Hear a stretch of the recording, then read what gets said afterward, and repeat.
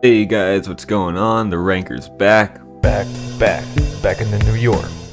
But enough dancing, because today we're going to be ranking challenges.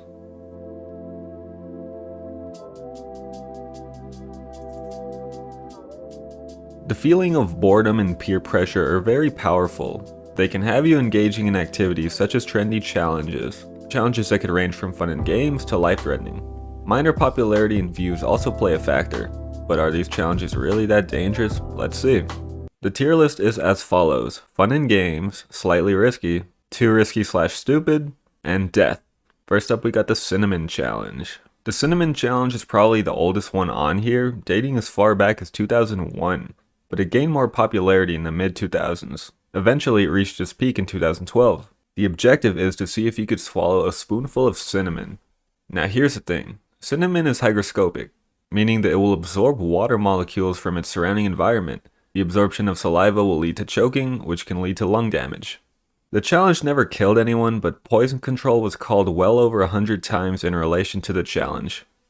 I don't know about you guys, but I've never seen anyone pass this challenge, so I'll put it in slightly risky. The ALS Ice Bucket Challenge. The Ice Bucket Challenge was an internet challenge from 2014 designed to raise awareness for ALS, as well as money to help stop the disease. The objective is to pour a bucket of ice water over your head. You can either be challenged or challenge someone else. Many celebrities as well as commoners took part in this challenge, but me, being the edgy teen that I was, did not care for such trends. I mean, let's be real, I'm sure most people didn't even donate anyways. They just did it for clout. They probably don't even know what ALS stands for. Funny enough, during this time, California was going through a drought, so they were pretty ticked off that everyone was wasting millions of gallons of water. People began to use water from creeks or even dirt. Leave it to California to ruin the fun for everyone. They're just gonna take a shower anyways, bro. Despite any of the controversy, this still falls under fun and games. The Charlie Challenge. The Charlie Challenge was yet another demon summoning game that hit the scene in 2015. You write yes or no on some paper, balance some pencils on each other, and ask, Charlie, are you here? And pencils move to indicate Charlie's response. Numerous quality YouTubers would give their 100% authentic reaction towards this game, as well as classmates. Looking back at this challenge, all I can say is, were we really this bored? 2015 was honestly garbage, but I'll put it in fun and games too. The Kylie Jenner Challenge. It's better than the Bruce Jenner Challenge, I'll tell you that much.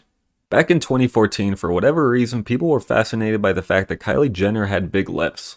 This led to the term Kylie lips. It also led to Jenna Marbles making a satirical video on how to get big lips without injection. The video included sucking on a shot glass. That's where she messed up. Doing that became known as the Kylie Jenner Challenge, and it quickly took over social media, especially Vine. This was indeed high risk, low reward, because the reward is you get popular for 5 seconds at the risk of popping blood vessels in your lips. You'll also receive scar tissue and possibly obtain permanent deformities. Totally worth it, right?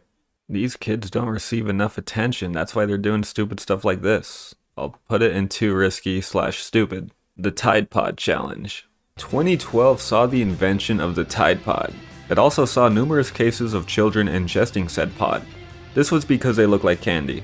Supposedly from 2012 to 2013, poison centers received around 17,000 calls regarding the children exposed to these pods.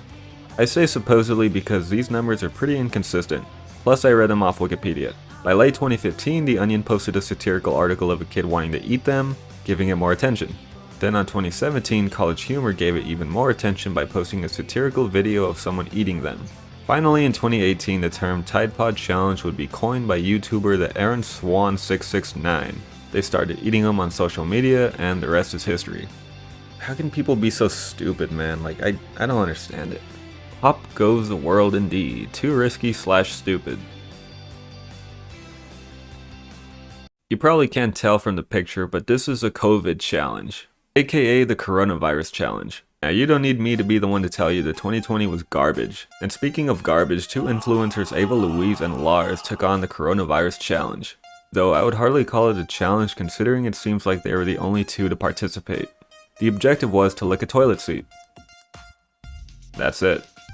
Louise was quoted saying, "I was really annoyed the coronavirus was getting more publicity than me." She is clearly in need of some mental help. Same can be said for Lars, who is eating ice cream in stores and putting them back in the freezer. Not sure if this can kill you, so I won't put it in death.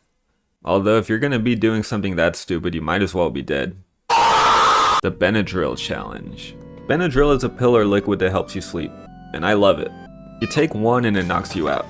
However, you should only take between 25 and 50 milligrams if you're having trouble sleeping. Although sleeping was not the objective for these 2020 TikTokers, the goal was to document their hallucinations by taking hundreds of milligrams of Benadryl. Here's the thing. Benadryl, aka diphenhydramine, aka DPH, is a histamine blocker. It blocks receptors from receiving histamine. It can alleviate allergies and make you feel sleepy. But high doses of this can block other receptors in the body where histamine is more necessary for proper bodily function. Hence why people hallucinate. Hallucinations include people seeing massive insects, mainly spiders, having conversations with people who aren't there, and seeing shadow people. NewsNationNow.com writes, a challenge was blamed for the hospitalization of at least 3 Texas teens in May of 2020, along with the death of a 15-year-old Oklahoma girl in August of 2020. What I find most interesting is that there's little to no information as to how this challenge even started. There are no leaked videos of participants or anything like that. You'd expect something that receives so much news attention to get like a few leaked videos like on Reddit or something, but nothing. This was kind of a big deal, and it did kill people, so it does get death. The Tooth Filing Challenge. Tooth filing, yet another glorious challenge to come out of 2020, and TikTok. You basically just file your teeth. It's like these people are trying to be characters from anime. Naturally, this caused unrepairable tooth damage. Idiots. At that point, you get what you deserve. This should be called the British Challenge. If you're British, no offense. The Crate Challenge. I love this challenge. The objective is to walk across a milk crate structure. However, the structure is about as stable as most modern day relationships, meaning most people would topple to their doom, providing endless entertainment for the rest of us. The challenge injured many but never actually killed anyone, unless you count the unrelated drive-by shooting. Pretty dark. Milk crate is fairly fun. Stupid, yes, but I'll just put it under slightly risky. Also, before I forget, let me know if you participated in any of these challenges and let me know how it was like for you. I'd love to hear that story.